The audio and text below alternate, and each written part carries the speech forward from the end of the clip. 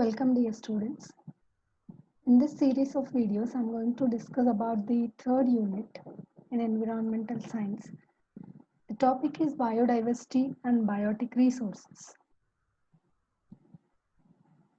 We're going to start the introduction and what is biodiversity and what are the levels of biodiversity and what are the values of biodiversity and what are the hotspots present in India and threats due to our activities to the biodiversity and how can we conserve biodiversity and including the National Biodiversity Act we are going to discuss in this series of videos. Let's start by just after finishing this topic biodiversity the students be able to understand what are the different varieties of species living organisms are there on the earth and what are their values, how can we conserve them, they can be able to understand this. The term biodiversity was first coined by Walter in 1986. Biodiversity, bio means life, diversity means variety. It means variety of living organisms present on the earth. It includes plants, animals, microorganisms, and the ecosystem where they live. The sum total of all the living organisms that exist on the earth can be considered as a biodiversity. Biodiversity deals with the degree of nature's variety in the biosphere.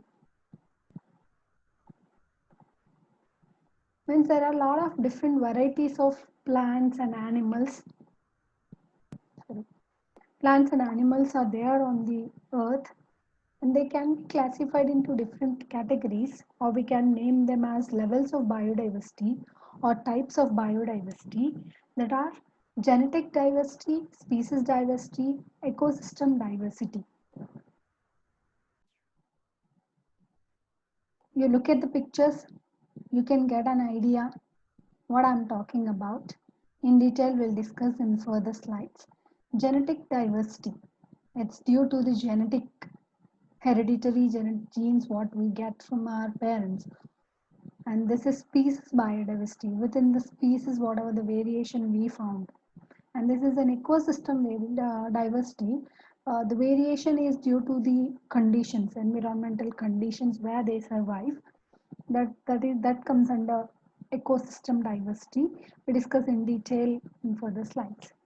Let's start with the genetic diversity.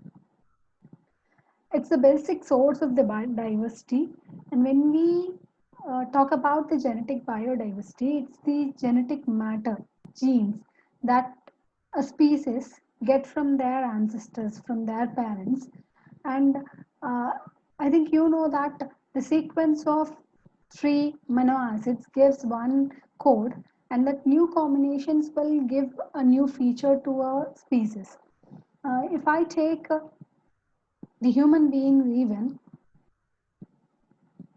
these are the pictures of very different human beings with different features, different uh, variation. We can recognize them.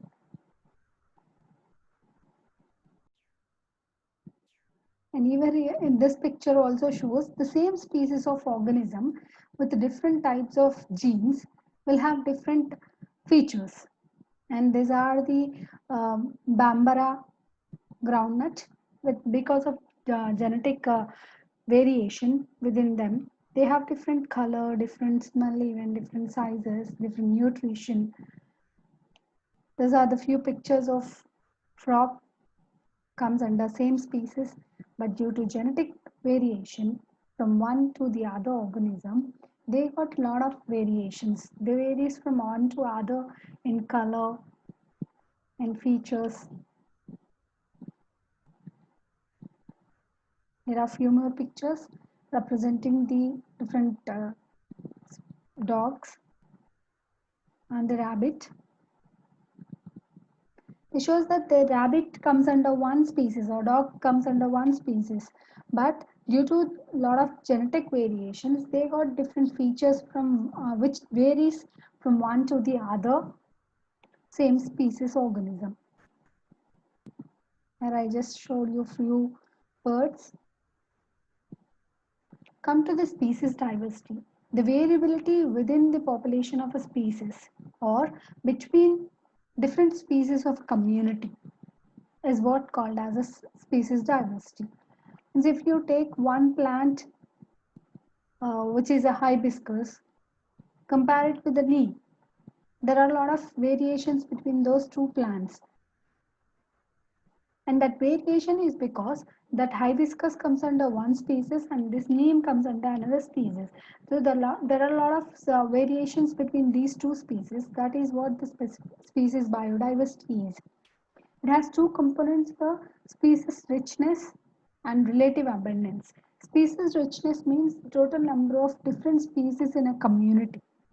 If you take one particular ecosystem, there total number of different species present in that particular ecosystem is what species richness.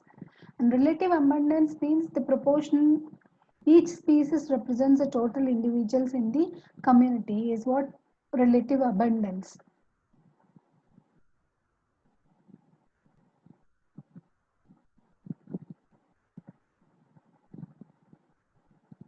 These are the variations within the species and one species to the other.